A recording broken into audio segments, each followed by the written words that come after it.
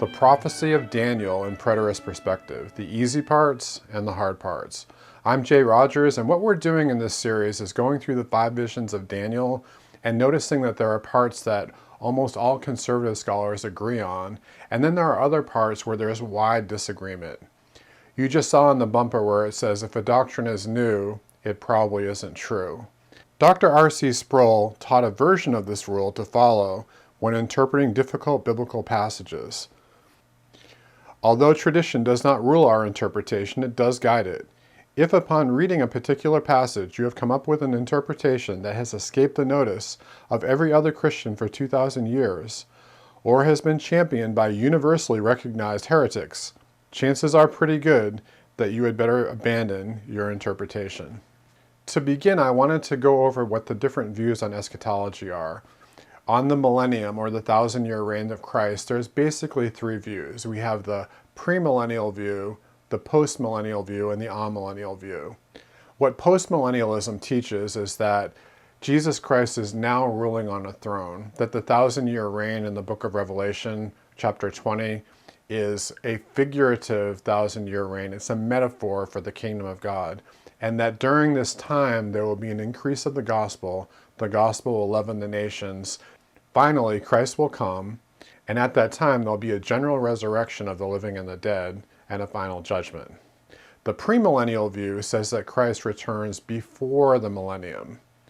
There's a 1,000-year reign where Christ is literally sitting on a throne on earth, and then after that 1,000-year reign there'll come the general resurrection and the final judgment. Now there's a third view called amillennialism, and amillennialism is very similar to postmillennialism. The main difference today is that amillennialism tends to be more pessimistic or neutral in the advance of the gospel in the nations. There was a time when postmillennialism actually did teach a literal 1,000 years, that there would be a time when anti-Christian religions would be defeated and that there would be ushered in this 1,000-year reign of peace and prosperity, and then after that time Christ will come. Today, most postmillennialists resemble amillennialists in that the millennium, or the 1,000 years of Revelation 20, is a metaphor for the kingdom of God, and that Christ is now reigning from heaven. The main difference is the degree of optimism. Another thing to consider from the outset is the method of interpretation. In the Bible, we have these apocalyptic passages. Apocalyptic passages are meant to comfort God's people in times of tribulation and distress. There are 4 ways of looking at these apocalyptic passages, either through Preterism, Historicism, Futurism, or Idealism. The preterist view could be thought of as the before times view. Most of the prophecies of the Mount Olivet Discourse in the book of Revelation were literally fulfilled by AD 70. The book of Revelation and the Olivet Discourse are thought to deal with the coming persecution of the church by Nero Caesar and the destruction of the temple at Jerusalem in AD 70. The historicist view teaches that the prophecies of the book of Revelation were fulfilled sometime in history, but not in the 1st century or in the future.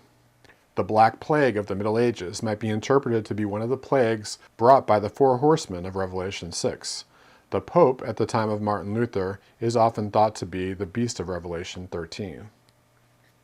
The futurist view is the end times view. Most of the prophecies of the Mount Olivet Discourse and the book of Revelation are yet to be fulfilled. The locust plagues of Revelation 9 might be interpreted to be cobra helicopters, and the northern invader of Israel described in Ezekiel 38 and 39 might be Russia's army or some army from the Middle East invading Israel at the end of time. The idealist view is also called the spiritualist approach. This view states that the prophecies of Revelation are not to be taken literally, but have a general symbolic application in all of history. The heavenly battle of Revelation 12 is thought to describe the ongoing battle between good and evil in the spiritual realm. Now, Preterism, Historicism, Futurism, and Idealism are methods of interpretation, not doctrines. In other words, most preterists will say that Revelation 1 through 19 is about events leading up through the persecution of the church by Nero, and then finally the destruction of the temple at Jerusalem. But it doesn't end there. When we get into chapter 20, we're still speaking of events to come in the future. And then a futurist might look at some of the events of Matthew 24 as predicting the destruction of the temple in AD 70, but most of Matthew 24 as being about the end times, and certainly all of the book of Revelation being about the end times.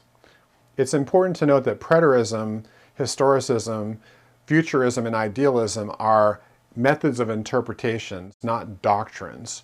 Our millennial view is a doctrine. We either believe Christ is coming back before the millennium or after the millennium.